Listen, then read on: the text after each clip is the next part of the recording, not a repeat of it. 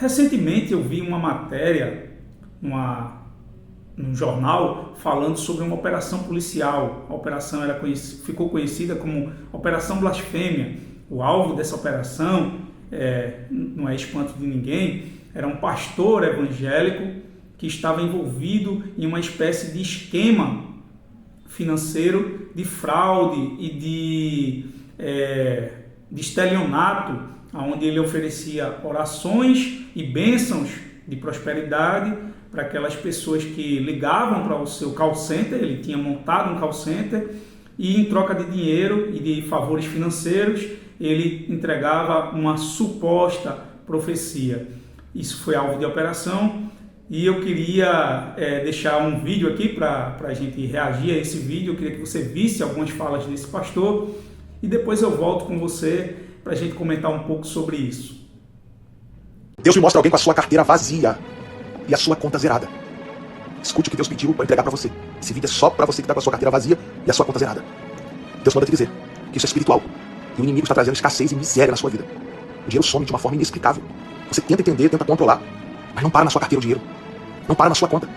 Deus mandou fazer uma oração por você. Não conte nada para ninguém. Até o dia 29 desse mês você vai receber 3 grandes bênçãos.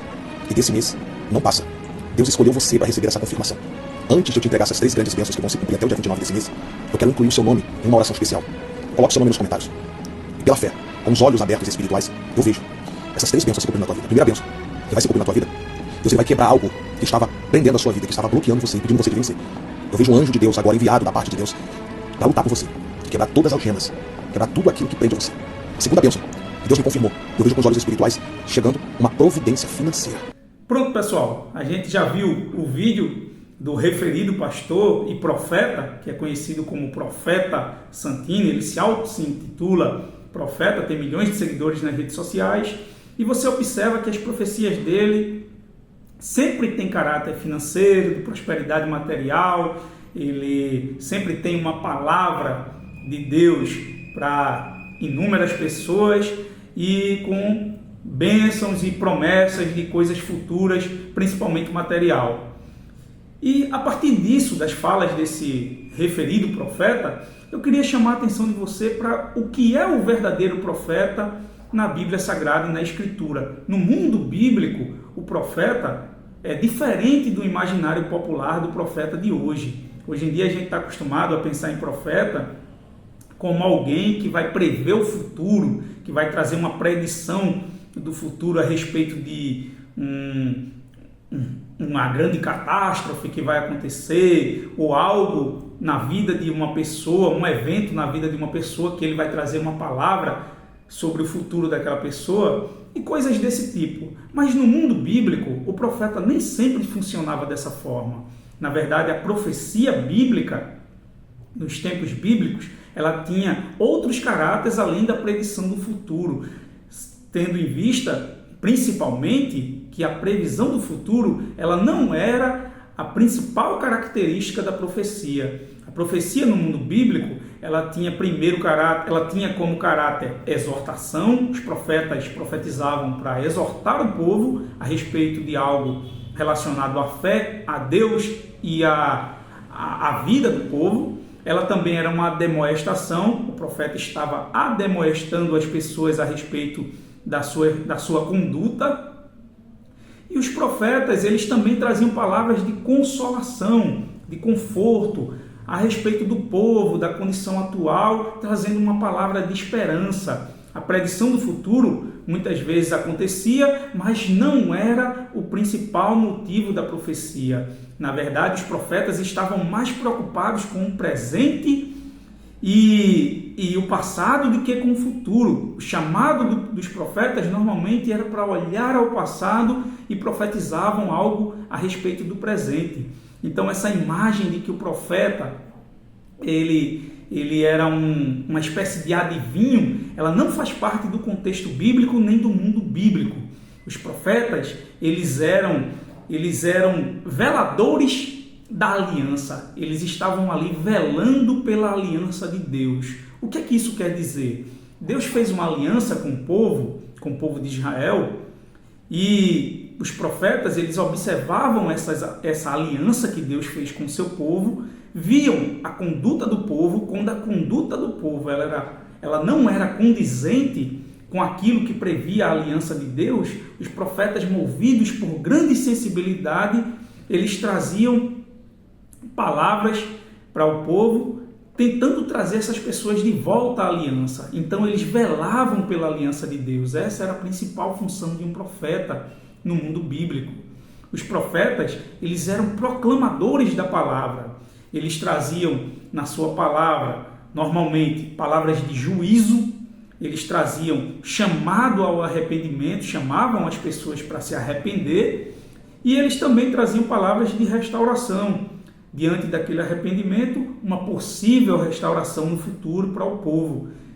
E é isso, o profeta, ele nem sempre estava relacionado a predições do futuro, como eu já falei antes.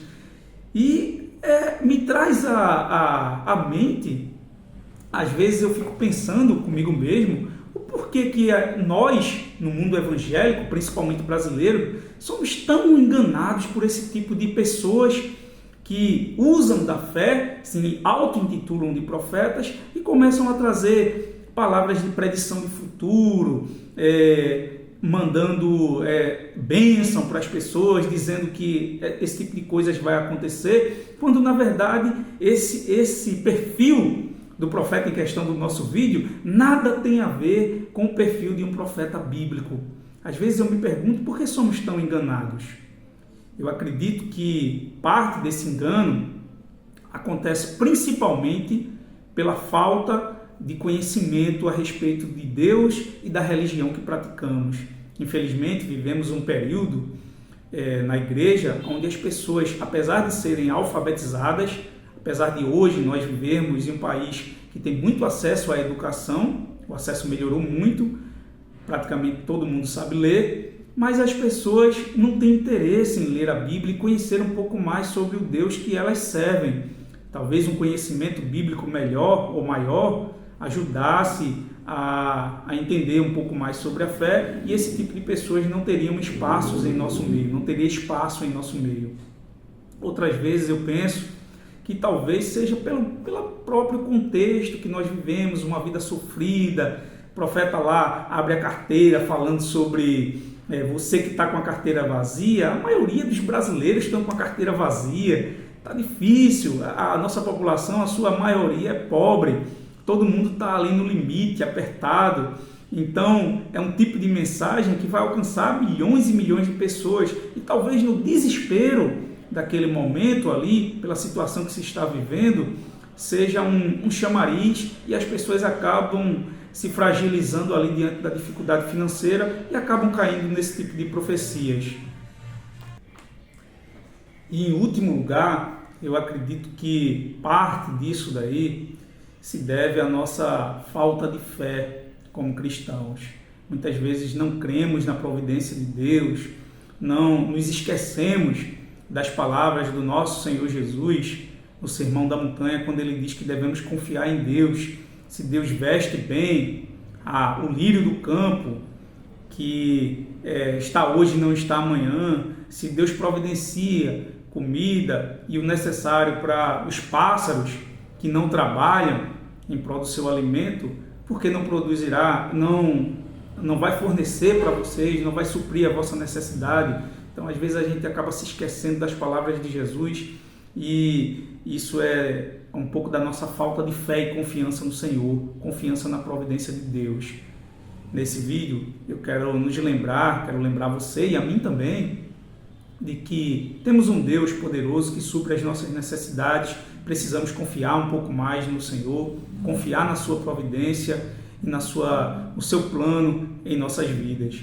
Então, lembrando a você sobre confiança, e para a gente refletir um pouco mais no que é um profeta verdadeiro, um profeta do Senhor. Ele está sempre buscando trazer as pessoas para perto de Deus e para perto da aliança do Senhor Jesus Cristo, da aliança com o nosso Deus. Se esse vídeo ele serviu de alguma forma para você, se você gostou do conteúdo, eu peço que você curta, que você se inscreva no nosso canal e que você compartilhe no grupo da sua igreja, compartilhe com aquelas pessoas que você conhece, e assim você me ajuda a alcançar mais pessoas e talvez abençoe alguma pessoa com esse conteúdo. Então, Deus abençoe e até a próxima.